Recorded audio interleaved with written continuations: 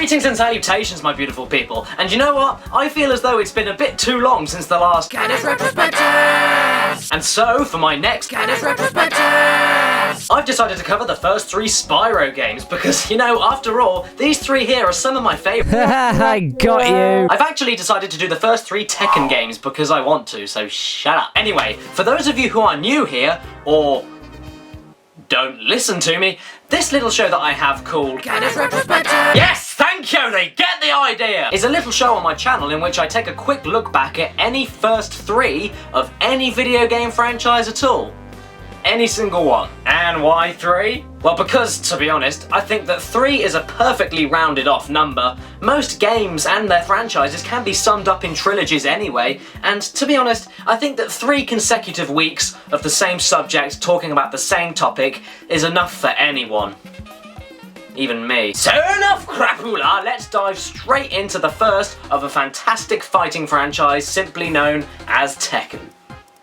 And the first game is called Tekken. Take your mind, if you will, back to a Japanese December the 9th, 1994. If you just so happened to have a stack of wonga, lived in Japan, were an incredibly lucky sausage and asked for an arcade cabinet for Christmas, you may have received this little fighting game known as Tekken. Or maybe not, because it would have been like fucking 3,000 billion pounds! But then it was released on international arcade cabinets in May 1995. And it just so happened that along with Sega's Virtua Fighter that was released nearly 2 years before on international arcade cabinets, Tekken was one of the earliest 3D modelled fighting games ever. And let me just say, it really shows. But anyway, Tekken was a serious experimenter and modernizer in the fighting genre. It took elements from nearly all fighters preceding it and decided to set some stepping stones up to make some serious changes that all fighters after it would then follow up. And this is actually a bit awkward for me because as a kid, I actually ended up playing Tekken 2 first off. So when I came back to playing Tekken 1, I gotta be completely honest with you, even though I can respect the impact that it had for its generation and at that time,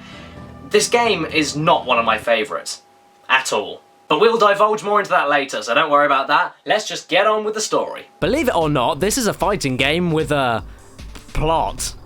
Yeah. Isn't that absolutely ridiculous? Anyway, the plot for this game is that there's a ruffled old man called Heihachi Mishima. He is a powerful and pretty non-shit-taking conglomerate owner, and that conglomerate is the Mishima Zaibatsu. One day he got pretty fucking bored and decided to announce the King of the Iron Fist tournament, in which the victor would come out with $1 billion.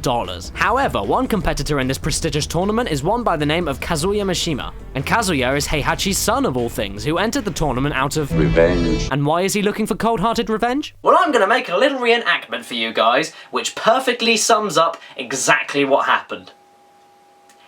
Exactly.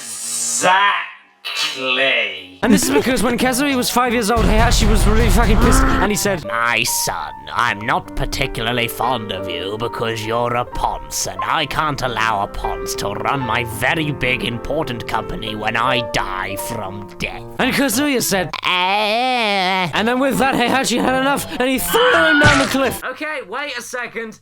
That's pretty fucking stupid. And the logic behind that was that if Kazuya was worthy enough for the Mishima Zaibatsu, he would climb back up the cliff and prove his manly blood.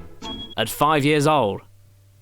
However, Kazuya just barely survived the fall and was nearly dead and couldn't move. But it was then where he was visited by an entity known as Devil, who decided to offer him immense power in exchange for his own soul. Then Kazuya, blinded by rage and, you know, being thrown down a fucking cliff, accepted the Devil's offer and then sought after Heihachi and the Mishima fortune. And then there are these other 7 people who all want some money, but who cares? Because I don't. But in all seriousness, this is actually a really tightly constructed and seriously presented narrative, and every character has relevance to each other and the universe that Namco had created. And that, along with many other reasons, is why Tekken is my favourite fighting franchise of all time. And even if you are a little bit more inclined by the likes of Street Fighter, to be honest, nobody can have nothing but respect for the first installment of Tekken, and even Virtua Fighter, for what it actually did for 3D fighting games. And I've got to say that looking back and after replaying Tekken 1, it's really interesting to see exactly how influential it was in terms of how 3D fighting games look nowadays.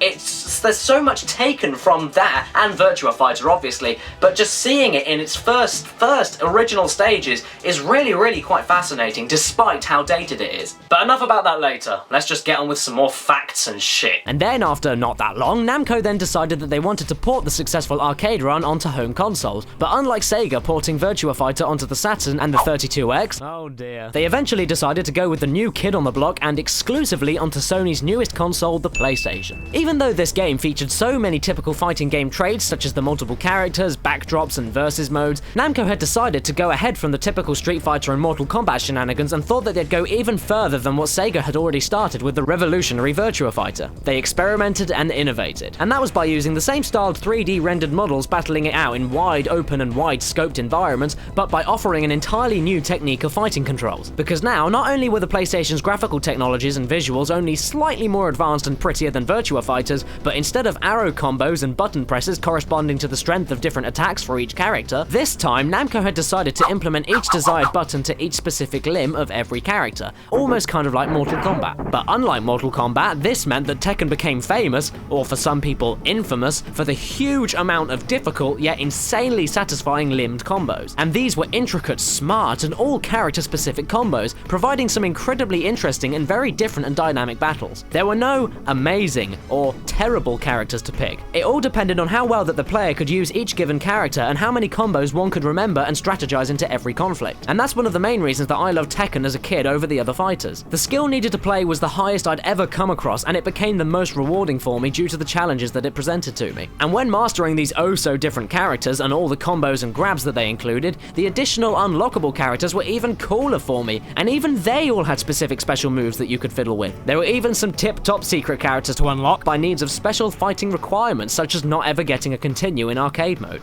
All very cool stuff. Fun fact.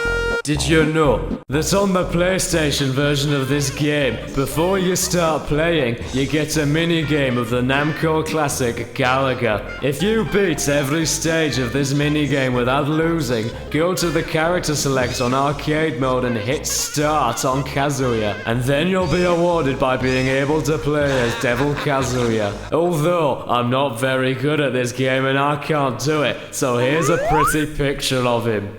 Doesn't he look silly? Also, these combos were designed to allow others to wail on opponents to show off skills, combine combos and grabs for brand new moves undiscovered by people at the time, and even the infamous mid-air juggling of enemies for those who were really good. And I don't care what anybody says, if any one of you call that a flawed addition to the fighting mechanics, then you're not very good, are you? But shits and giggles aside, I can perfectly understand why someone would think that. Here we go, my childhood thoughts and experiences are gonna pour out now. Well, that's because this game was one of my childhood nightmares for being relentlessly difficult. I mean, like I said earlier, as a kid, I had played the much slicker and more superior Tekken 2 before this, and the step down from what I had loved and what was used to was just insane. The arcade mode of the first Tekken game is just...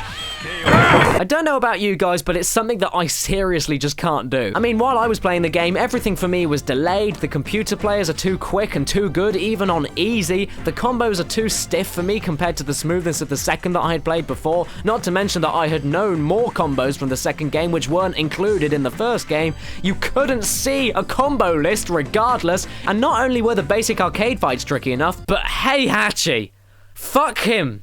Up the ass! Seriously, I could never, ever, and still can't beat this guy. I just don't understand how heartless Namco could have been to make him the fucking supreme being of angry dickheads. And as you all know, I am terrified of early PS1 FMV, so beating the game to be rewarded with something like this is just tear-inducing for myself. Ugh. Creepy shit. Not to mention, even with the multiplayer, that's kind of all you get, really. And there isn't much else to it. It's very stripped down. The game itself, for fighting, is as basic as it could get. It's very fun occasionally, but then it just makes you wish that you were playing a more modern 3D fighter. But at the time, I can only imagine that this was pretty fucking awesome. And not to mention, even things like the actual world locations being used for backdrops and the kick-ass soundtrack are pretty damn cool. But, seriously guys, if you want to try unlocking Heihachi yourselves, be my fucking guest. Because I don't know how to, and I don't honestly fucking care, you goddamn son of a bitch! And does Tekken hold up today? Well, this may sound a bit confusing to you, despite how experimental and boundary pushing it was, and how great it was for its time, and how it was actually one of the first PS1 games ever made. I think it was like the 5th or the 6th one ever made. Yeah, despite all of that, and I can't really knock it for the lack of features and everything for its time. Obviously, I can't knock it for that. I can't really do that. It's not fair. But despite all of that, I do think that this game has dated quite a fair bit. And yeah, well, in my opinion, I don't think it holds up well today. There's nothing really major about this game that I would say was worth revisiting other than nostalgia, and as I said earlier, I did play this after Tekken 2 and even Tekken 3, and you can just imagine really the difference between Tekken 2 and 3 and this.